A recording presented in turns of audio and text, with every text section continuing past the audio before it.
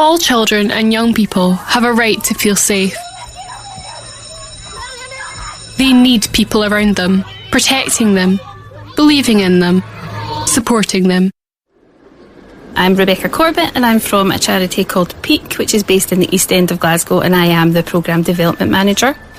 Youth works for everyone and it's different to every young person that takes part in a youth service, so it can be simply a fun experience after school that a young person takes part in. It can be an opportunity to learn something new, or it can be an escape and actually a literal lifeline for some young people. And it's youth workers that actually make that difference.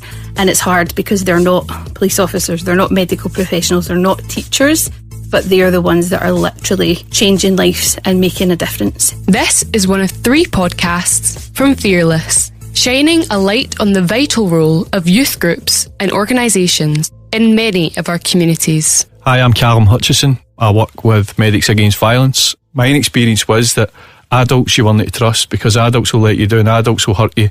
Just don't open up, don't get vulnerable enough to let anybody know what's going on, because they'll use that against you. And then I was introduced to youth workers, and youth workers just wanted to be with you. They didn't want anything for you. When I was young, I had loads of organisations and I had kind of statutory services, social workers and stuff like that in my life that basically made decisions that impacted my life. And then in my kind of teenage life, I had the exact same. I had probation officers and all that stuff. And they would dictate to me what I had to do and what I had to change, and nothing happened. Nothing changed. So a different approach we take when we're trying to support. They'll tell us what they need. We'll not tell them what they need. And I think that's important. Ian is from CYCJ, the Children and Young People Centre for Justice. Growing up in a community doesn't mean you're part of a community. Engaging in the community means you're part of the community. Youth work and youth groups allow that. They allow you to connect with your community. They allow you to meet people there. And they allow you to see the good in that community. If you're looking out your window and you live in a violent area, all you see is violence. If you engage in an activity in your community that's full of love, full of compassion, full of hope and full of opportunity, your experience in that place changes. And I think that's how it makes streets safer. Because if everyone accesses their community, becomes closer connected to the community, and becomes an active part of the community, you don't want to destroy it. Youth groups don't just give young people a focus. They introduce new and exciting experiences. We took a group for St Andrews up to the campuses, and we done cold water therapy, and we done a hill walk. And on the way up, we're leaving the East End of Glasgow, and we're in a minibus, and a young boy turns into me and says, Callum, I've never been outside the East End of Glasgow. And I could see him looking at the window. I could see him as we get to Lennoxtown and stuff like that, and when he sees the campuses, he'd never been out his house scheme, other than maybe to go to the city centre or whatever, but he'd never ventured out to the East End of Glasgow to do the stuff that he was going to do. And it was my experience as well, growing up. I would have lived and died in a square mile of myself, and that becomes, your environment creates your conditions.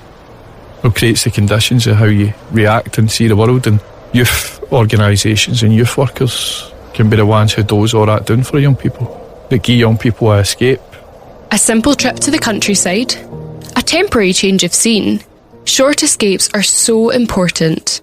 Around about that age group, I think young people are seeing more and hearing more about what's going on at home, and about what's worrying adults, and about the things that are affecting them in their lives. And it could be because they've had to spend more time with them, that they're hearing more on the news. Social media plays a massive part. When I was younger, there was no social media, so I wasn't on TikTok, I wasn't on Twitter, I wasn't seeing all these stories. They are, and they're worried, because everything is doom and gloom, and everything is, I don't want to put this stress on the adult that lives in my home.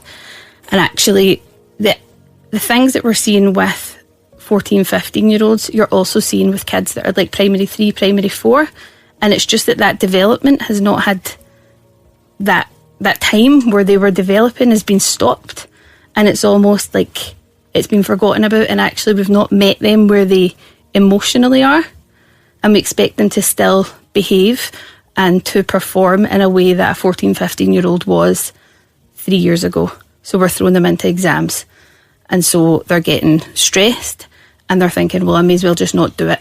Back within neighbourhoods, one of the special things about a youth group is the way that it can adapt a young person's skills. They run boxing, they run sports, they get kids involved in activities that probably they wouldn't get involved in, or they wouldn't have the means to get involved in. and creative arts and stuff like that. My creative arts was writing a mention in a law. Nobody ever told me that was a creative art. I was told it was a punitive measure was taken to that. I was threatened with an eviction from my house and stuff like that, because I wasn't given an environment, or there wasn't a space for me to express that. But what you see now is amazing youth organisations like G20 and stuff like that, where they'll nurture that in young people, and they'll let young people express themselves, whether it be through spray painting, whether it be through that kind of artwork. Whereas back when I was a young person, we're talking many years ago now, we never had stuff like that, and it was kind of frowned upon to be jumping about with a can of spray paint. Logan is 15 and has benefited hugely from his local youth group and volunteering there. I think every person that we have is unique and different. Nobody's the same, and that's what makes Bluefield great. We want to take our time, we want to learn about these kids' situations, on their upbringing, on how did they process certain situations, and what did they like and dislike. I see more and more through the work that I do, more young people being stressed, and I don't know if that's because of the generation that they're living in, and the kind of, I suppose, the stuff, how they engage social media, the pressures that comes with all that stuff. And what I see a lack of is practitioners and youth workers and education kind of teachers and stuff like that, who are equipped with the knowledge to regulate young people, or to teach young people how to regulate themselves. It gives people hope. Hopeful people don't hurt people. Hurt people hurt people.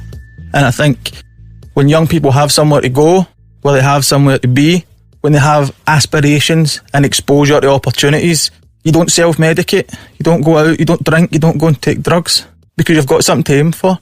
Creating a direction, a sense of worth. Make no mistake, the pandemic has been a real challenge for young people, and the subsequent cost of living crisis is limiting facilities. Right now we're finding it really difficult to get in for structured activity, like I was saying, into community spaces, because they're either closed. A lot of them are closing because they don't have staff capacity, they don't have funding themselves, and actually it means that their rates of hire are ridiculously high because they're trying to stay open, they're trying to keep on their heating, they're trying to pay their cleaning staff. But if you're working for a charity and you're applying for funding 3 years in advance, you don't apply looking down the line thinking, well, there's going to be a pandemic, the cost of living is going to rise so dramatically that your whole hire fees are going to double within the space of a year. So actually the money you have that was meant to last for 3 years is lasting for 18 months. And then what do? You might not be getting that at a family home, you might not be getting that in school, you're now not going to get that in your community, so we're taking that away from you.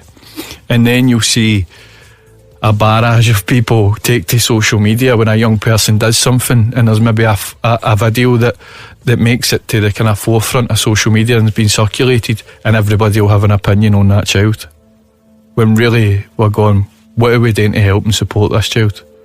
That child was positively connected maybe 2 years ago to a youth club. Go and see the youth club now, it's an abandoned building, and then we wonder why. A young person's peer orientated with his peers, he might be carrying a weapon, he might be being violent, he might be using substances. And I'm not saying every young person who's engaged with a youth organisation doesn't end up participating in that, but what I'm saying is we're able to dose down that, the chances of that happening for a young person. Problem I have when people say that youth work go above and beyond, they do. What that really means is they do more than they're paid for. We are doing youth work, we're trying our best. Even though we're only kids, we're only 13 to 14 or even a bit younger, we want to make a difference, and we want to try and help these people that have nothing. But if you were to tell the young person that club's shutting tomorrow, they'd had something to say to you about it, they'd be the first to defend it. Youth groups help to reduce harm, keep people safer and transform lives. Here's Lindsay McDade from Fearless. I absolutely know and see and appreciate just the immense job that youth workers and local community projects are doing for young people across Scotland. Fearless is the youth service of independent charity Crime Stoppers. Through our website, fearless.org, young people can report information about crime 100% anonymously. This means we can't track your IP address or any contact details. Nobody will ever find out that the information came from you. It could be information about weapon possession or child harm and neglect. Young people contact us every day wanting to make life safer for their friends, family and wider community. We're simply a tool that they can pass on to their young people at times when that young person wants to make a situation safer but maybe doesn't know how or feel they can. We think all young people across Scotland should know our service exists in case one day they need to use it. Could you tell them about us?